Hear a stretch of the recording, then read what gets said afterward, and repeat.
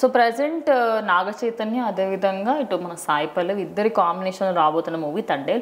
మరి ఈ సినిమాకి సంబంధించి ప్రజెంట్ అందరూ కూడా చాలా అంటే చాలా వెయిట్ చేస్తున్నారు. అయితే ఈ సినిమా పైన ఎక్స్పెక్టేషన్స్ వేరే లెవెల్లో ఉన్నప్పటికీ ఇందులో నాగ చైతన్య కంటే ఎక్కువ సాయి పల్లవికి ఎక్కువ స్టార్డమ్ ఉన్నట్టుగా చూపిస్తున్నారు. అండ్ తను నిన్న ప్రెస్ మీట్కి రాకపోయినా కూడా తన పేరే ఎక్కువగా అందరూ కూడా తలుస్తున్నారు. అంటే ఇంత స్టార్డమ్ చూసి ప్రజెంట్ ఫ్యాన్స్ అందరూ కూడా ఇంత అవసరం లేదు ఆమెకి, ఆమె నార్మల్ యాక్ట్రెస్గా చూడండి అంటున్నారు. మీరేమంటారు? సో ఆటోమేటిక్గా ఒక హీరో కానీ హీరోయిన్ కానీ ఎదుగుతున్నప్పుడు కొంత జలసీ అనేది అందరికీ ఉంటుందన్నమాట. అది ఇతర హీరోల ఫ్యాన్స్కి కానీ ఎవరికన్నా కానీ.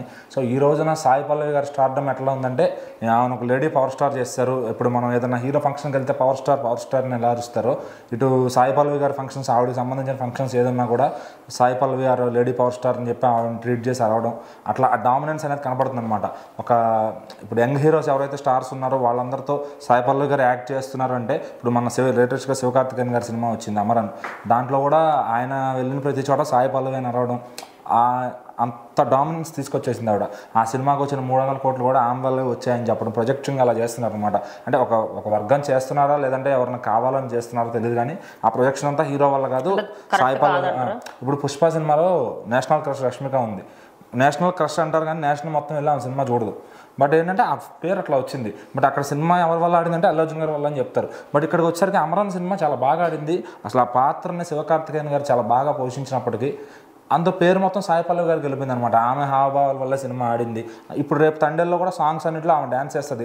Last time love story cinema అప్పుడు కూడా సాయి పల్లవి గారి వల్ల ఆడింది.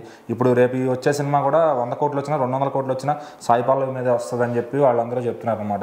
అంటే ఆమె డామినెన్స్ అనేది అట్లా ఈరోజు పెరిగిపోయింది. సో మరి ఆమె చేసుకుంటున్న అంటే ఆమె ఏమీ లేని ఒక మిడిల్ క్లాస్ ఫ్యామిలీ నుంచి ఒక డాన్సర్గా వచ్చి ఒక హీరోయిన్గా చేసుకుని స్లోగా ఎదిగింది. సో మరి ఆమె ఎదుగుదలని కొంతమంది అయితే ఖచ్చితంగా తట్టుకోలేకపోతున్నారు. ఆ జలసీ అనేది ఉంటుంది కాబట్టి ఒకవేళ నిజంగా ఆమె వల్లే వస్తున్నాయేమో.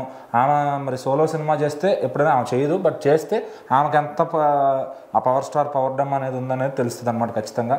సో అప్పటి వరకు అది ప్రూవ్ అయ్యే వరకు ఈ ఫ్యాన్స్ కానీ ఎవరన్నా సోషల్ మీడియా మీమర్స్ కానీ ఆమెని ఓవర్గా లేపకుండా, ఆమె కూడా ఒక హిట్ సినిమాలో పార్ట్ అయింది అనుకుంటే మంచిది.